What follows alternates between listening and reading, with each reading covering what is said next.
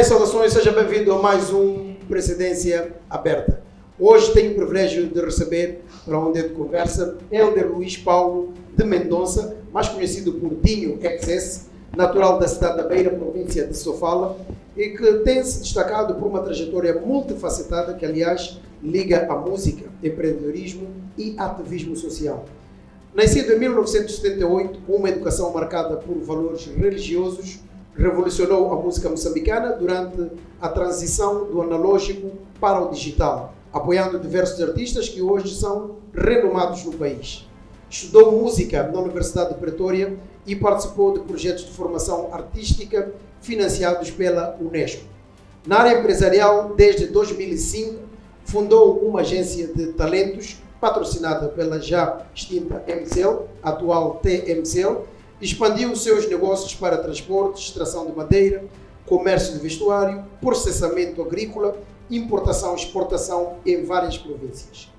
Hélder também é um crítico político, ativo nas redes sociais, reconhecido pela sua frontalidade, liderança e excelente capacidade de oratória.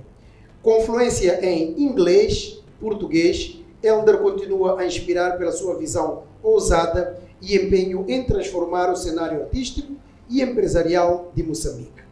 Em 2019, foi candidato presidencial pelo partido Podemos. Hélder, bem-vindo à Presidência Aberta. Obrigado. Se calhar vale a pena fazer uma correção que foi uma proposta candidata a Presidente da República pelo Podemos. Foi uma proposta, exatamente. Hélder, por que a arte e a música moçambicana não são uma indústria no nosso país?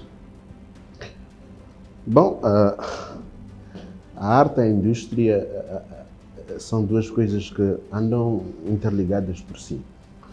Agora, eu não sei se iria dizer que a arte não é uma indústria em Moçambique, porque a indústria já existe. Quando você entra para o estúdio, quando você vai fabricar quadros, fazer pintura, escultura, você está na fábrica. Portanto, a fábrica está aqui. Quando existe uma fábrica, nós já consideramos uma fábrica, ou seja, de onde sai um produto, uma indústria. E por este ponto, eu acho que a indústria musical, cultural, existe. O que não existe é a dinâmica administrativa da indústria musical e cultural. Fazer a máquina funcionar.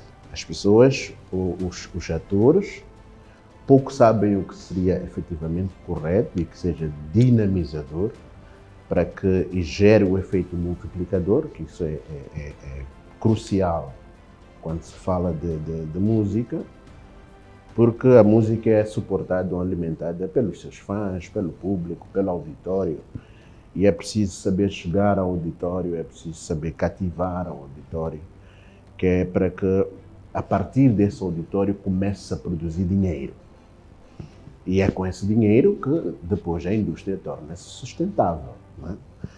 Agora, o que acabou gerando em Moçambique foi uma consciência que eu considero uma consciência minúscula, em que as pessoas, os atores, aliás, começaram a reduzir-se a um comportamento, a forma de estar musical para um centro pequeno, mais uma conclave, vamos dizer assim. E é impossível suportar uma indústria musical que é extremamente cara. Eu falo da música porque estive muito ligado à área musical, mas ela é muito cara para você reduzir todo um trabalho que é feito a convidados de uma festa, por exemplo. E por esses caminhos, se tivermos isso como a principal atividade pública do artista, vai ser difícil. E vai sempre ser difícil sustentabilizar isso. Falou de passagem na apresentação sobre o que fizemos no passado. No passado nós pensávamos assim. Queríamos transformar a indústria que já existia, transformar em alguma coisa que fosse rentável. Mas como os investimentos eram muito altos, nós precisávamos efetivamente de ter sustentabilidade para fazer o investimento. E foi uma estratégia que começou de uma forma muito minúscula. Eu me lembro quando trouxe aqui o projeto, chamava-se Festival de Verão. E quando trouxe aqui a proposta, eu também já trazia uma proposta de management de artistas, em que eu já implementava isso na Casa de Cultura. E quando trouxe este sentido para aqui, especialmente quando trabalhei com a Neima, o que sucedeu é que as pessoas até tinham-me como uma espécie de empregado, guarda-costas da Neima, etc. Mas eu nunca me importei com isso, porque sabia o que estava a fazer e qual era o caminho que ia se atingir. E por consequência disso, que houveram resultados. Houve muita réplica daquilo que foi feito. E essa réplica é boa, isso é sinal de sucesso, isso traduz claramente que as coisas estavam a andar para o caminho apreciável, ou pelo menos aquilo que a indústria ou os atores realmente achavam que estavam a precisar. Portanto, é preciso saber dinamizar qualquer coisa na vida. Se fosse para apresentar aqui propostas concretas para poder dinamizar a questão da indústria, vamos pegar diretamente das artes em Moçambique, o que apresentaria como proposta? Primeiro é preciso regular. Hoje, que eu percebo melhor e sei qual é a importância da regularização, isso permite que haja balizas do modo de funcionamento, não é? E a regulação também iria trazer uma facilidade na comunicação das artes para com o Estado, e que não porque as artes, há um paradigma sobre o entendimento que o Estado tem uma obrigação de financiar as artes, isso não é realístico. Mas o Estado pode permitir ferramentas que possam financiar as artes. É isso que se tem que buscar. Por exemplo, eu dou sempre este exemplo quando tenho oportunidade, é a questão com a Ordem dos Advogados, por exemplo, que tem uma similaridade no seu modus operandi com a gestão das artes. Porque são muitos advogados e eles decidiram ter uma ordem, colocaram balizas de funcionamento. E os advogados estão aí, prestam serviços para milhares de pessoas que nem sequer têm contato com a ordem. Mas eles submetem-se a um regulamento que é estabelecido pela ordem. Ou seja, os advogados sabem o que eles querem para a sua própria profissão. E eles determinam isso como um modus operandi. Se os artistas decidirem fazer uma ordem dos artistas, por exemplo, aí vai ser um grande boom para a profissionalização das artes. Acha que a Associação dos Músicos Moçambicanos não pode ser usada como esta ordem dos artistas para poder dinamizar? Aqui estou a pegar diretamente a música, não a arte no seu todo. Nós estamos numa sociedade onde a conveniência de gestão administrativa, ou participação na gestão administrativa e social, convém-nos que seja, de alguma forma, promovido o associativismo. Mas estas associações não têm capacidade para regular o funcionamento das artes. E é preciso, nesse momento, não separar nenhuma das artes, nenhum dos segmentos das artes, e juntar as artes como uma só, para que primeiro possa-se profissionalizar as artes, como qualquer um outro setor de atividade, para que depois de profissionalizar as artes a gente possa fazer segmentos, e é sobre esses segmentos, ou seja, a associação dos artistas, ou dos músicos, etc., funcionaria, por exemplo, sob um segmento ou orientação de uma ordem dos artistas, que é uma coisa completamente diferente, que há um engajamento maior, que há um pagamento de cotas, que há uma inserção dos artistas, que os próprios artistas vão poder decidir qual é o perfil daqueles que devem gerir ou tomar decisão sobre o seu percurso, entre outras coisas. Portanto, eu tenho sempre dito, hipoteticamente, que, e defendo muito isso, não é preciso ter um Ministério da Cultura para agir as artes. Eu penso que isso é esforçar o investimento, as receitas do Estado, no caso. Eu acho que se promovermos corretamente o associativismo cultural nas artes e conseguirmos estabelecer uma ordem para os artistas, eu acho que esta máquina já é mais do que suficiente, porque a ordem vai permitir que haja uma comunicação estreita com a administração do Estado. E a partir dali, sim, todos os interesses serão acautelados. Falamos aqui na questão das artes no seu todo, e uma das coisas que está ligada às artes é o turismo. e o nosso turismo contribui com cerca de 3 a 4% para o PIB. E nós temos cerca de 2.800 km de costa e uma temperatura favorável, muita umidade, calor, por aí fora, em todas as estações do ano. O que é que está a falhar para transformarmos o nosso turismo num dos pilares para a nossa economia? Tal como, por exemplo, vou pegar do Portugal, que teve o turismo como uma das suas boias de salvação para a própria economia. Que soluções propõe para esta questão? Do turismo. Exatamente. Bom, eu costumo olhar as coisas de uma forma mais integrada. E a minha observação tenho cuidado de ter sempre a paciência de, quando trago uma sugestão, ir para aquilo que eu considero a base. O que é que seria a base? A base seria o próprio funcionamento do Estado. O que é que o Estado quer com o turismo? Quais são os recursos que permitem o desenvolvimento do turismo que o Estado consente que temos ou adquirimos como património social? E a partir dali nós podermos criar políticas que possam conseguir vencer a questão de infraestruturas, que é delicado, porque por mais praias lindas que nós tenhamos, as praias estão colocadas em lugares extremamente recônditos. Eu já estive em alguma delas ao longo da costa de Inhambane, por exemplo.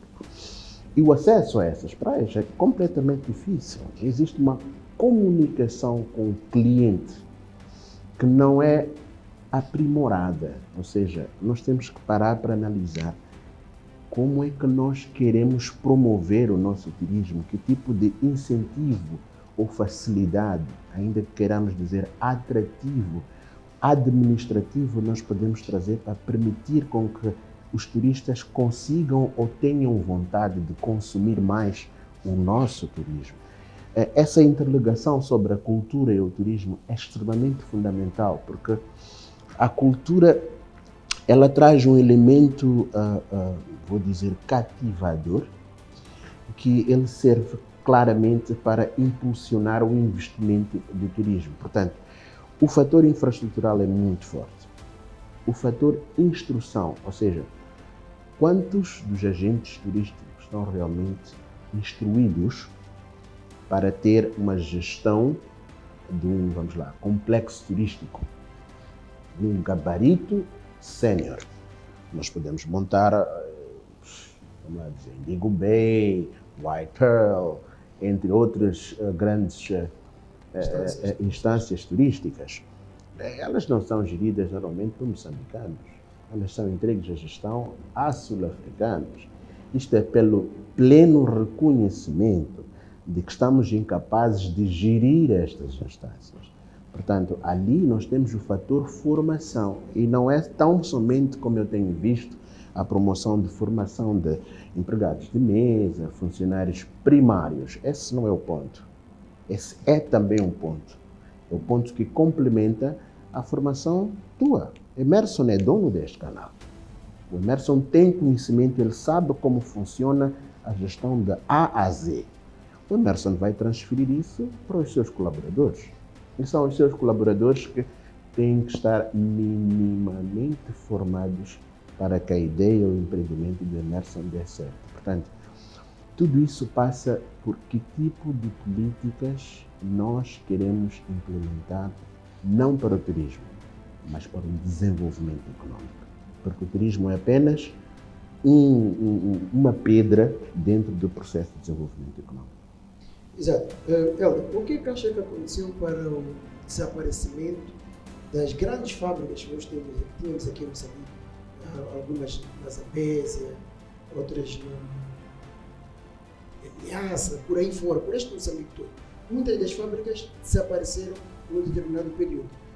O que acha que aconteceu e como é que pode-se fazer para reativar essas mesmas e, consequentemente a isso, gerar emprego no país? Obriga-me a voltar a 1975. Vamos lá. Quando os portugueses deixaram Moçambique, eles deixaram cá muito investimento para trás. Aquelas 24 horas que tínhamos aí. Deixaram muito investimento. É preciso questionar se aquele foi o melhor modelo de transição.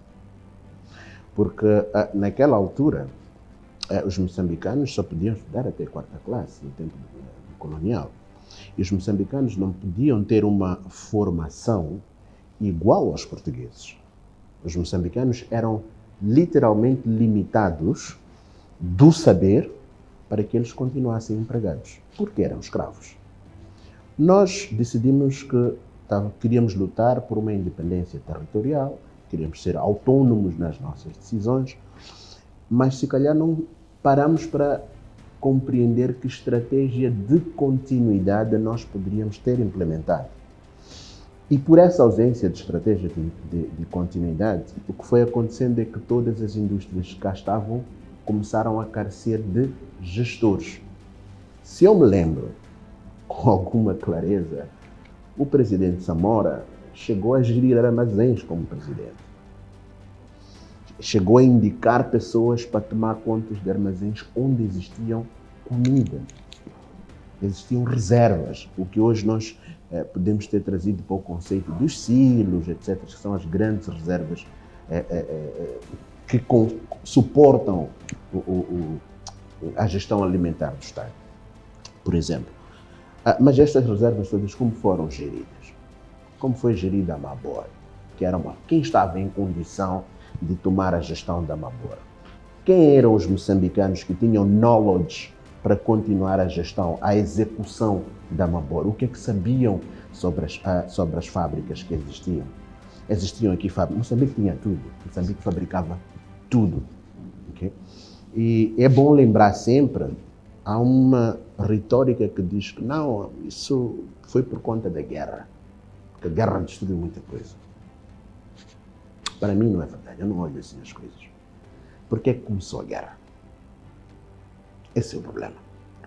A guerra começou porque nós quisemos nos dividir.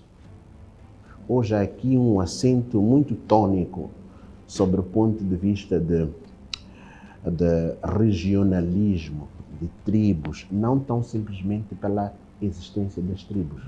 Houve uma promoção para isso. Naquela altura, os mais velhos contam-nos que o que sucedeu é que todos os benefícios, tudo que tinha ficado de jeito, inclusive a distribuição de casas, etc., era feita de uma forma, primeiro, de grupismo, segundo, regionalista, a ponto de que infraestruturas que estavam no norte do país ter que sair alguém nomeado no sul para ir para o norte do país ir gerir a infraestrutura. Ou seja, tão somente como se não houvessem pessoas capazes no norte para poder tomar gestão. Ou seja, o plano nunca priorizou a essas pessoas que estavam no norte a se empoderarem também. O que é que existia? Nós precisamos de confortar um determinado grupo que esteve a trabalhar connosco, que lutou connosco para a independência. E porque somos uma maioria significativa, e quando eu falo maioria significativa, falo essencialmente da maioria intelectual, ou seja, aqueles que naquela altura tinham conhecimento. O que é que aconteceu? Estas pessoas que não eram do Sul começaram-se a sentir marginalizadas. E isso foi se alastrando a setores mais pequenos. E começou com as desavenças que conhecemos desde o tempo do Uria Simango, quando começou a emergir o André Machandaíssa, depois o de la Cama, etc, etc. A guerra começou com um descontentamento. Um descontentamento que a união partidária, que gerou mais tarde a Frelimo, essa união tinha um propósito, que são os princípios que hoje nós todos gostaríamos que Moçambique tivesse seguido. Mas estes princípios foram inicialmente desviados por alguma razão. Helder, voltando à minha questão, o que é que pode ser feito para reativar essas fábricas que estão paradas há muito tempo e voltam a existir? Se calhar vai gerar mais postos de emprego para os moçambicanos que clamam muito por emprego. Também pode, consequentemente, diminuir a criminalidade. Emerson, eu sou leigo o suficiente para dizer efetivamente o que teria que acontecer no setor privado. Mas talvez te possa dizer o que o conjunto que afeta o setor privado poderia ser feito. Okay? É preciso, de facto, que haja incentivo para investimento. Como é que isso pode ser feito? O incentivo para investimento pode ser criado pelas políticas de investimento. A nossa política monetária, a nossa política financeira, okay, é que tem que permitir com que hajam incentivos para que tu possas fazer investimento. Vou dar-te apenas um exemplo. Nós temos investimentos, por exemplo, na área do turismo, como citou. Okay? Qual é o critério que nós fazemos para a consignação de terras atrativas para o investimento turístico? Qual é o critério que é usado para isso? Hoje o critério é muito informal. Okay? Como é que nós estamos a gerir a nossa ocupação territorial?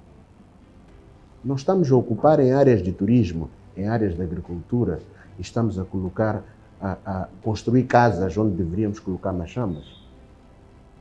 Nós estamos a montar uma força, construir um quartel porque está próximo a uma praia esbelta que poderia ser capitalizado. Por exemplo, como é que o Estado chega às zonas recônditas de Moçambique? Nós temos um conflito que está no norte de Moçambique, de Cabo Delgado, que é tão simplesmente a ausência do Estado naquele território. Porque se o Estado estivesse presente naquele território, okay, aquela bagunça não teria acontecido se o interesse não estivesse, obviamente, ligado com elementos do Estado. Okay? Não se compreende o que acontece. Então, criar soluções para o investimento passa muito por nós podermos criar políticas de incentivo para o investimento. E eu vou lhe dar um exemplo muito simples. Vamos olhar para a altura que nós decidimos destruir o Banco Popular de Desenvolvimento. O BPD tinha uma visão orientada para investimento rural e não favorecia a classe média. O BPD tinha políticas que favoreciam a classe rural. Essa classe é que conhece as zonas turísticas atrativas e etc. Okay? Quando decidimos extinguir o banco, o BPD, substituímos. Criamos uma outra linha conveniente para suportar o investimento rural.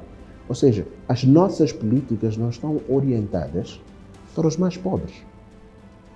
As nossas políticas estão orientadas tão simplesmente para uma classe ativa que faz parte de um conjunto de lobistas que conseguem tirar benefícios. Porque nem esses conseguem fazer o investimento industrial. Porque eles próprios não encontram espaço, condições propícias para que eles possam fazer tal investimento. Hoje, nós quando falamos de investimento, aqui numa classe, vamos lá dizer, primária, queremos fazer, nós temos uma condição para financiamento péssima. Eu costumo dizer, Moçambique está numa condição em que se o Banco de Moçambique, o Banco Central, não criar políticas de reestruturação, que eles possam, vamos lá dizer, minimizar a condição de risco que boa parte dos moçambicanos faz parte, okay? Eles não vão ter, os bancos comerciais não vão poder financiar. Quantas empresas nacionais estão em situação precária? São consideradas hoje empresas de risco. Quantas empresários moçambicanos estão na mesma situação? De onde é que você vai buscar dinheiro para fazer uma aplicação? Que políticas o Estado tem para permitir com que continue havendo investimento? Onde é que estão as almofadas? Nós criamos, hipoteticamente, políticas que têm interesse único e exclusivo político. Como o pacote que foi colocado agora, que a CTA há poucos anos, 2 anos aqui, que a CTA esteve pela primeira vez de frente com o governo a tentar discutir como é que iriam suavizar aquilo para que os próprios atores, os beneficiários, tivessem acesso perante o BNI. É uma solução? Eu não considero isso uma solução, porque se pensarmos que a solução seria o Estado colocar dinheiro no setor privado, eu não iria concordar.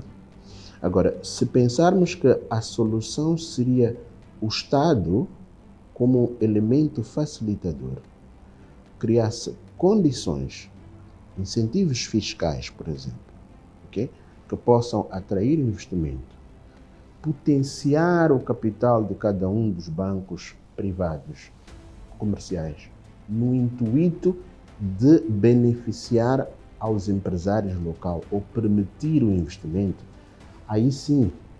Como é que seriam criados esses incentivos? na sua opinião? Como é que pode-se pôr isto em prática? Olha, é tomar decisão. É preciso que haja vontade política primeiro. É preciso que os políticos compreendam que ser servidor não é igual a ser consumidor ao mesmo tempo. Porque se você mistura isso, tem uma dificuldade muito grande de trazer para a sociedade resultados plausíveis. E para te responder como criar, a estratégia é única. O Estado não precisa pontualmente ter dinheiro.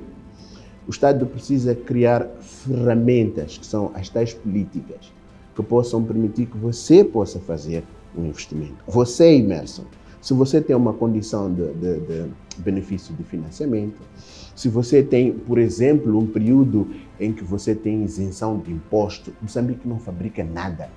Se você tiver isenção de imposto, por exemplo, para a importação de equipamento que você precisa para poder montar uma fábrica, okay? Se você tiver uma condição em que os teus encargos sobre o Estado são atenuados, por exemplo, até o momento em que o teu negócio se torna negócio.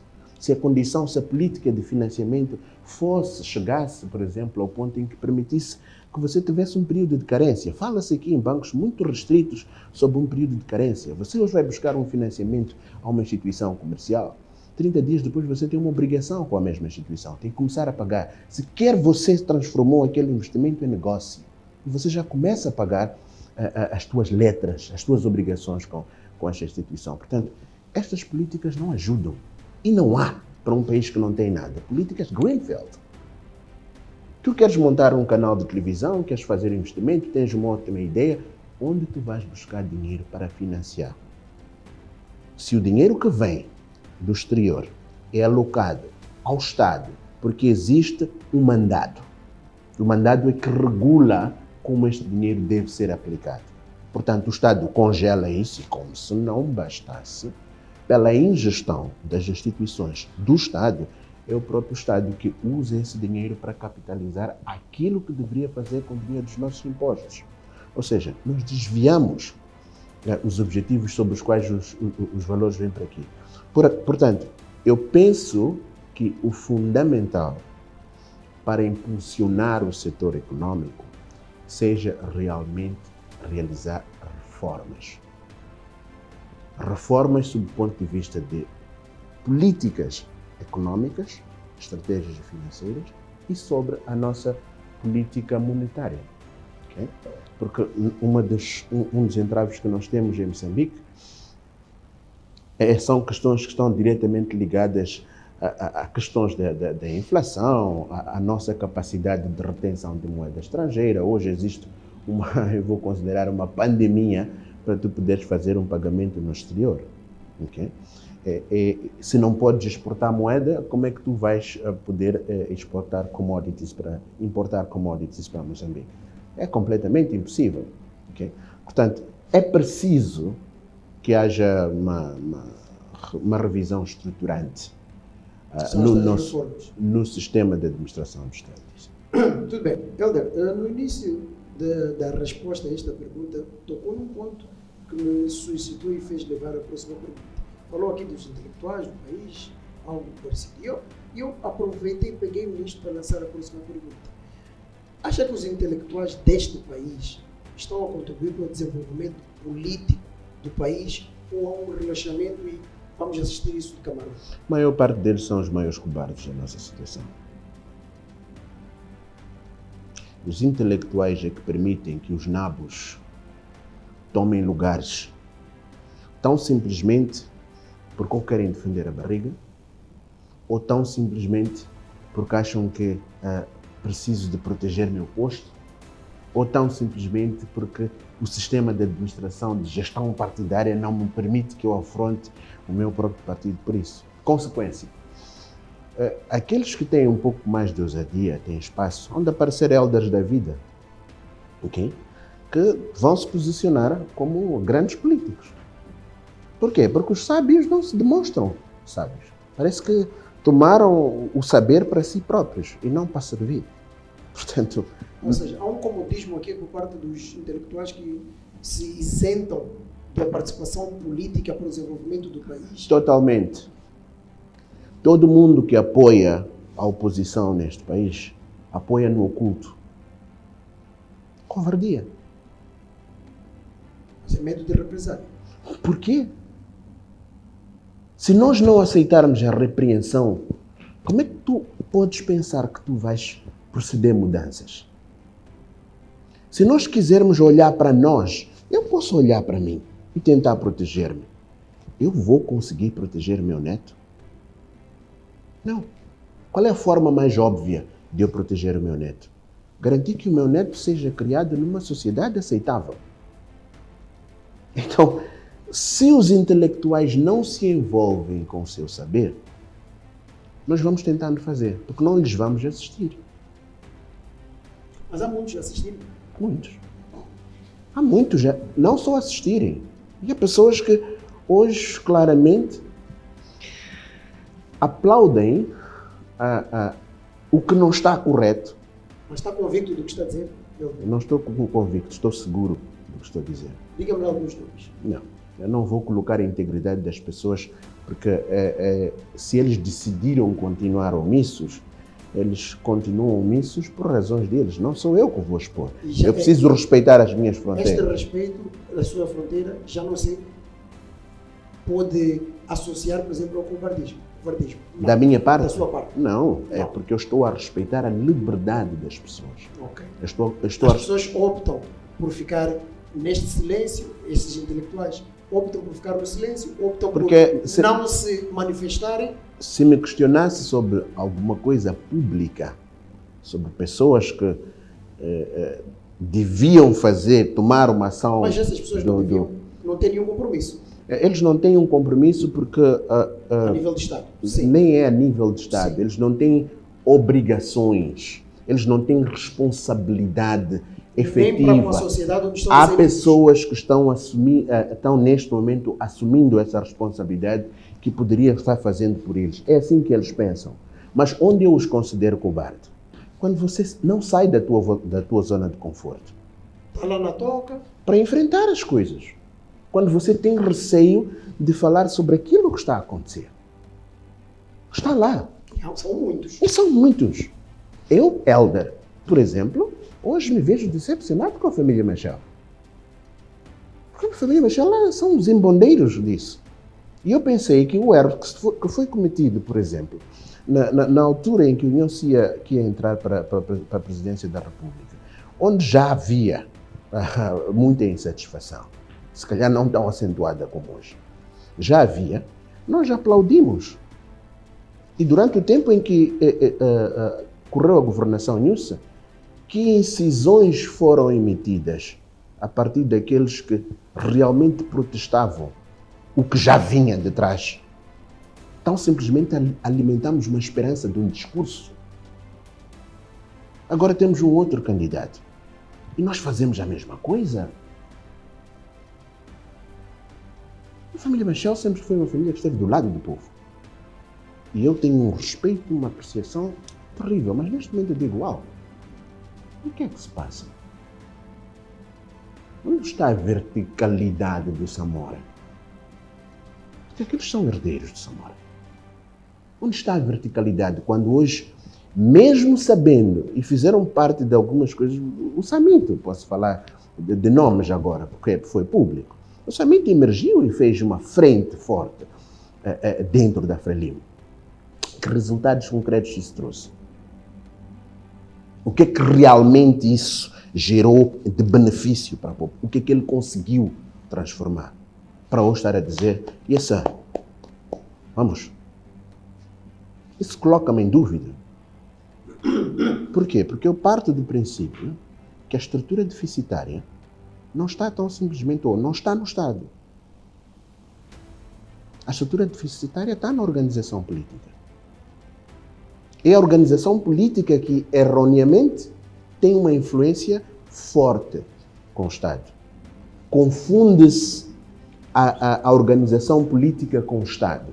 Não pode ser. Uma coisa é gestão do partido político. Outra coisa é gestão e administração do Estado. Quando um membro do partido assume o Estado, a liderança do Estado, tem que se desfazer. das lideranças do partido. E nós o que é que assistimos? O presidente do partido no poder é o presidente da República. Como é que se separa isso? Como é que a ação do partido torna-se tão simples, os interesses do partido tornam tão simplesmente do partido e do Estado tornam-se interesses do Estado? As pessoas dizem, não, é porque nós é que estamos a governar, porque é a nossa governação e nós temos que implementar aquilo que nós pensamos como... Meus caros amigos, o que nós transmitimos como ideias, como princípios, como valores a nível da governação, nós transmitimos, colocamos isso no manifesto. Okay? E passamos isso para o Estado. E quando estamos no Estado, não temos que estar toda hora a meter a colher. Esteve aqui a dizer, e eu percebi isso barbaramente, o Gilberto Correia, quando ele disse que, eu nem achava que era bem assim, mas a ser verdade que uma proposta para um ministro vá para uma comissão política de um partido, para que seja decidida, que independência é esse indivíduo que foi decidido? Como é que este indivíduo se lida com a comissão política? E não é o presidente da República que está a tomar uma decisão, porque o Emerson é competente, o Emerson tem mérito para fazer parte, para ocupar esta cadeira. Ele vai cumprir com o meu plano. Os ministros são os braços do presidente. Eles cumprem e respeitam uma orientação do presidente. Eles não devem fazer as coisas de forma aleatória, devem contribuir, capitalizar tudo aquilo que foi previsto no manifesto. Então, na minha visão, o que está errado, tampouco é o partido, o que está errado, tampouco é a administração do Estado. O que está errado é o que nos constitui como nação, a nossa Constituição. Eu tenho muitos poréns, contrariamente a muitas vozes que dizem que não, nós só precisamos de fiscalização. Desculpa, eu não posso dizer que eu estou dentro de um sistema. Estamos na luta para a formação do Estado de Direito Democrático, em que todos os princípios do Estado de Direito Democrático são tacitamente violados.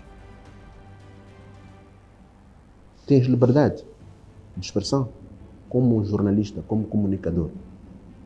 Consegues ficar livre. Amanhã não te espantes que eu levo um tiro porque estou a dizer o que estou a dizer. Já te aconteceu algo do gênero? Já no passado. Foste agredido fisicamente? E foi público, pouco me interessa falar sobre isso. E achas que foste agredido publicamente, fisicamente, por conta dos teus posicionamentos políticos? Eu acho que... O que é que te disseram na altura? É para parar de falar muito. Estão-te a agredir? Para quem sequer tinha começado uma aparição pública a falar de verdade sobre política. Eu fui uma parte feliz sobre o encorajamento dos jovens publicamente para os assuntos políticos. Se calhar tenha sido... É possível. Porque naquela altura você tinha que ser indicado, mesmo internamente. Quem és tu para aparecer e pensas que... Eu fui indicado, eu sou resultado de uma decisão. Eu, graças a Deus, não. Apenas... Mas não temeste por ti, pela tua família, pelo... Olha, eu tomei precauções e continuo tomando até hoje. Tenho muito respeito pela minha família, ok? Mas não tenho medo algum disso. Não tenho medo algum de dizer o que eu penso. Porque se vivo num país de princípios democráticos, onde as liberdades fazem parte desse princípio, então quem fizer o contrário vai estar a atentar às normas do próprio país. Portanto, se alguém estiver a fazer mal, essa pessoa não sou eu. Então, eu não me coloco na posição de medo. Tenho reservas. Evito maximamente atingir ou pessoalizar coisas. Esse foi o erro que cometeste para depois teres a consequência que tiveste? Eu não pessoalizei ninguém. Eu acho que aquilo foi uma tentativa de gerar susto, tão simplesmente isso. Não passou disso. Okay?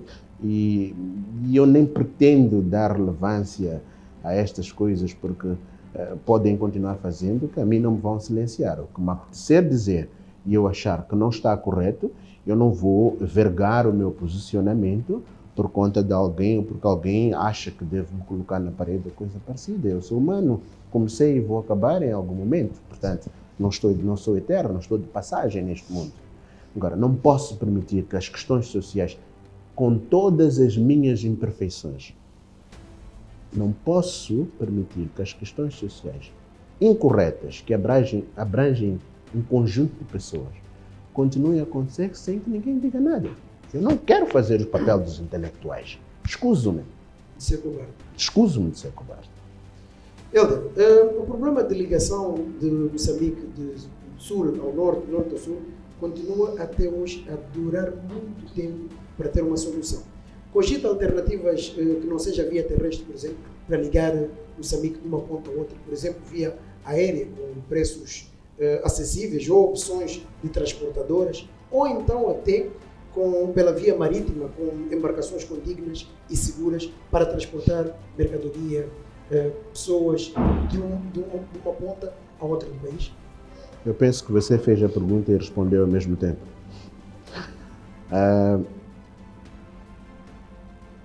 O Armando Guebuza, o presidente Guebuza, que eu considero o melhor presidente do país a nível de infraestruturas até hoje. O Guebuza, se eu não percebi mal, ele quis implementar uma política de um plano diretor, que era uma espécie de um plano a longo prazo. Okay? Ou seja, nós não temos uma visão sobre um determinado aspecto para que a gente possa dizer o que é que nós queremos das nossas infraestruturas daqui a 25 anos. Que problemas nós temos hoje que não queremos ter daqui a 25 anos? Que problemas nós temos no setor de educação que nós não queremos ter daqui a 25 anos? E o que é que vamos fazer durante esse percurso? Ou seja, este deveria constituir um património do Estado, onde qualquer uma administração do Estado deveria seguir como plano preliminar. Ou seja, é incontornável. Você pode trazer ideias para capitalizar isso, mas não para contornar isso, porque está previsto que daqui a 25 anos eu não quero discutir mobilidade, eu não quero discutir infraestruturas hospitalares, eu não quero discutir daqui a 25 anos infraestruturas de segurança e de educação. Okay? Mas é preciso que haja um plano.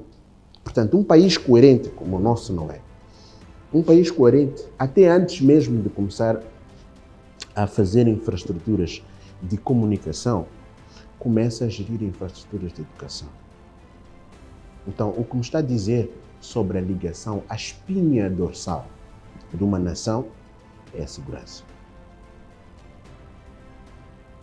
É a divisão territorial correta, a ocupação territorial correta. Essa é a espinha dorsal. O Estado precisa ter controle sobre o território. A seguir a essa espinha dorsal é a educação. Eu não me preocuparia agora em ligar norte e sul para encher isto de chineses e trazer uma outra geração para aqui. Na sua opinião, não é prioridade ter um país de fácil acesso para qualquer moçambicano poder... Prioridade é porque estamos há 50 anos sem resultados nesse aspecto. Essa não vai deixar de ser prioridade, mas como é que você quer neste momento? Eu considero isso uma necessidade. Temos várias necessidades, mas para mim a prioridade número 1 está no setor da educação. Repare que o povo, nós os jovens hoje, estamos a entender melhor as questões políticas hoje, que a informação chega, temos mais acesso à informação, etc. E o nosso interesse pela política cresce. A capacidade dos jovens poderem se revolucionar, tudo que se vê por aí da oposição, não é nada que tenha sido mobilizado, movimentado de pessoas de um ponto para o outro. Não há instituições do Estado que param para a oposição fazer as suas campanhas políticas. Não existe isso. Okay? Portanto, isso é a consciência das pessoas que está a crescer. E o que é que acontece? O governo do dia não está a acompanhar esse crescimento. Ele deixa isso ao belo merecer prazer de quem quiser fazer como quiser. Então, é preciso que a gente oriente essas pessoas. Se esta é uma arma forte para nós crescermos o nosso nível de instrução, o nosso nível de educação crescermos a qualidade da oferta da nossa mão de obra, crescermos. Eu faço uma outra crítica, por exemplo, quando a gente diz a agricultura é uma base de desenvolvimento e temos isso como nosso patrimônio social. Alô? O que é que nós estamos, o que é que queriam dizer, o que é que o legislador queria naquela altura, Emerson? Naquela altura, exatamente como começamos a falar no início, não haviam fábricas, havia uma insegurança alimentar, não sabiam as pessoas. O que é que o Estado orientava? Façam umas chambas em casa. Não havia trabalho, não havia... Então aquela couve, isso ajudava a alimentação das pessoas. E hoje quem assumiu esse papel? Muqueristas. São os muqueristas. O Estado não tem um esquema funcional, okay, dentro do processo de importação, que é um processo fundamental, para te alimentar. Não há nada que esteja a desenvolver isso. Então, eu não acho que a agricultura deva ser efetivamente, deve ser vista assim como nós vemos nestes moldes, porque a agricultura que nós estávamos a preservar era a agricultura de subsistência. Hoje, para falarmos o que queremos da nossa agricultura, precisamos de instrução. Um agricultor hoje tem que ter informação. Um agricultor hoje tem que ter knowledge, tem que saber produzir. Você tem que saber capitalizar um hectare em 60 toneladas, por exemplo. Tem que saber poder produzir de forma comercial. Como é que você vai chegar a esse nível se a tua educação, se a tua instrução está baixa? Helder, não temos como ligar Moçambique do norte ao sul. Temos como ligar Moçambique do norte a sul. Quando nós decidirmos começarmos a produzir e termos capital. Esta brincadeira... Na sua opinião, qual é a melhor via de ligar neste momento com Moçambique da maneira que está? Qual é a melhor via de ligação? A terrestre está provada aqui. Neste momento, Emerson, o que tem nos ensinado a fazer é encontrar um meio termo. E qual seria o meio? Eu não concordo com estas vias, essas intervenções que são feitas ciclicamente. As nossas vias de comunicação, as principais vias de comunicação, têm intervenções cíclicas. Isso significa que o tipo de investimento que foi feito ali não é conveniente para o tipo de transporte, de carga, etc., que atravessa ali. O que é que pode ser feito? Para ser, o governo precisa materializar um plano de interligação do Estado. Mas eu volto a te dizer, eu não quero investir em Moçambique a uma magnitude tal, antes que você esteja instruído, você saiba efetivamente o que significa colocar estrada. Como é que a estrada, o que é que precisa uma estrada que eu preciso? Como é que eu posso realmente desenvolver um sistema de comunicação de trem, por exemplo? Nós não temos essa tecnologia.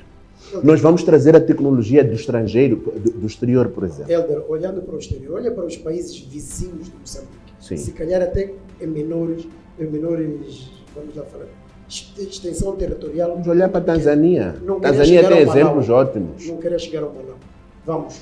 Por que não se consegue fazer em Moçambique? Esta é a minha pergunta. Porque não há vontade política, porque nós temos políticos que negligenciam a administração do Estado, propositalmente. É conveniente não haver uma ligação do norte a sul do Moçambique? É conveniente que a economia não flua.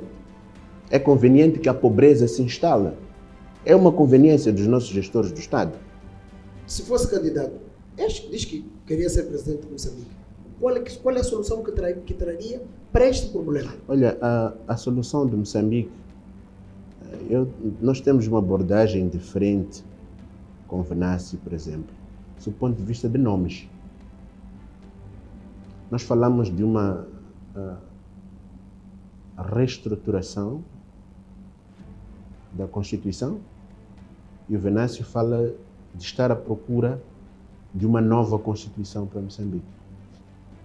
Ok? Porque se quiseres continuar a construir a casa por cima da areia, a ventania vai continuar a levar. Portanto, os nossos problemas são estruturantes. E neste momento... Como nós nos comunicamos com Moçambique. Qualquer um gestor, mas ouça bem, eu, se fosse presidente da República, por cima da Constituição que tenho da República, eu me tornaria corrupto. Eu falharia. Todos os meus planos de administração iriam para baixo. Porque a minha Constituição me permite isso. A minha Constituição permite que eu, como presidente, seja um super-presidente. Tenho forças que nunca mais acabam. Que eu decido, tão simplesmente eu decido por Moçambique. Não é possível. Não é possível que numa sociedade integrada nós queiramos concentrar forças. Isto é propositado. Eu vou fazer insistência na minha pergunta. Diga. Fugiste um bocadinho, mas eu vou fazer insistência. Não tem solução para a ligação? Tem solução. Qual? Emerson, se eu começar a investir... O que eu estou a pedir aqui é apenas uma solução... Emerson? Para poder ligar e facilitar... Você pode ligar. Por isso é que eu disse-lhe uma coisa. Você fez uma pergunta e respondeu. Você disse todas as necessidades que o país tem. Nós precisamos construir infraestruturas. Ok? Mas você sabe o que vai acontecer com o Ponte Maputo-Catembe, não? Nós temos uma dívida. Há alguma coisa que é dita sobre a estrada de circular. Há quem diga que a estrada foi projetada para 4 faixas cada lado, não é? Certo? Nós estamos a pagar esse dinheiro como sociedade. Certo, Emerson? Diga-me lá. Com este tipo de gestão, como é que você quer ousar-se em colocar aqui um trem de Maputo para Cabo Delgado? Queres colocar aqui uma estrada de Maputo para Cabo Delgado? Sabes o que vai acontecer neste sistema de administração do Estado? Você até vai fazer bonitinho, mas o custo de construção desta infraestrutura vai te custar 4, 5 vezes mais. E quem vai pagar isso? É a população. Então não se constrói? Não se constrói. É o que eu quero que me responda. Crie condições para que se construa. Esse é o ponto. E criar condições é o quê? Criar condição para fiscalização. Isso passa por o quê? Por nós revermos aquilo que nós chamamos de nossa Constituição. A nossa Constituição precisa deixar de nos manipular. Ok? Sem isso não temos estrada. Não é sem isso. Olha, isso pode ser feito amanhã, Emerson. Havendo vontade política, o próximo chefe de Estado pode propor a revisão geral da Constituição, por exemplo. Ou, como diz o Venâncio, criação de uma nova Constituição. Por quê? Nós percebemos que tudo que nós formos a colocar por cima disso, há de ir para o torto. Nós vamos sufocar o bolso dos moçambicanos. Porque não há fiscalização. Não há instituições de Estado que controlam o próprio Estado. Ninguém está a fazer isso. Então, a solução tem que ser primária. Para problemas difíceis, soluções difíceis. Nós temos que ir à base. O que é que nos está a trazer problemas? Nós estamos a dizer que somos um país democrático. Mas de nós não somos, de democracia temos nada, nós somos ditadores. Nós assumimos que somos democráticos na nossa Constituição, mas nós vivemos todos os dias atos ditadores. A nossa administração de Estado é ditadora. Qual é a característica de ditadura que tu não tens hoje? Não é possível. Então a mudança tem que começar na base. Reestruturar a nossa base. O que é que nós assumimos como nosso património social?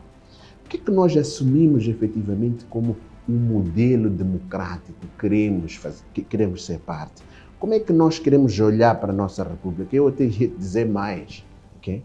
Fala-se muito da descentralização e trouxe aqui um modelo extremamente complicado e honoroso para o Estado, querendo colocar secretários do Estado. Desculpem, nós já começamos a falar de uma federação, de um país federal, passa a expressão, efetivamente do que uma república, tão simplesmente uma república. Eu abriria espaço para nós começarmos a discutir uma república federal de Moçambique. Porque o modelo de gestão federal é um modelo que eu conheço, que oferece mais independência aos territórios. Estávamos aqui, anulamos agora, o Presidente da República anulou a eleição dos deixada administrativa. Yeah? Por conta de quê? Diz que era falta de dinheiro. Yeah. Eu não creio. Quem é esse que foi para a Assembleia da República aprovar uma proposta sem que passasse pelo Ministério das Finanças? Por quê? E se houve quem fez isso, fez por quê? Por que essa pessoa não foi penalizada até hoje? Estamos a brincar de gerir o país? O quê? Essa pessoa deveria ter sido penalizada se isso for verdade. Então, há um interesse que foi revisto para que estas eleições dos distritos não acontecessem. E são estas coisas que vão trazer o país, fazer com que o país seja um país mais independente sob o ponto de vista administrativo. O teu território, o teu Niquadala, o Niquadala vai tomar decisões mais próprias, mais suas. Com este modelo, as instituições que estão centralizadas aqui, essas instituições vão ter que se espalhar a nível do país, porque você não tem a mesma cor que a minha, por exemplo, mas você tem legitimidade para gerir o território que está a gerir. Compreende? Então, isso faz todo sentido se a gente quiser reconstruir o nosso país, reestruturar isso. É isso que nós queríamos em 1975. Enquanto isso, é a presidência aberta.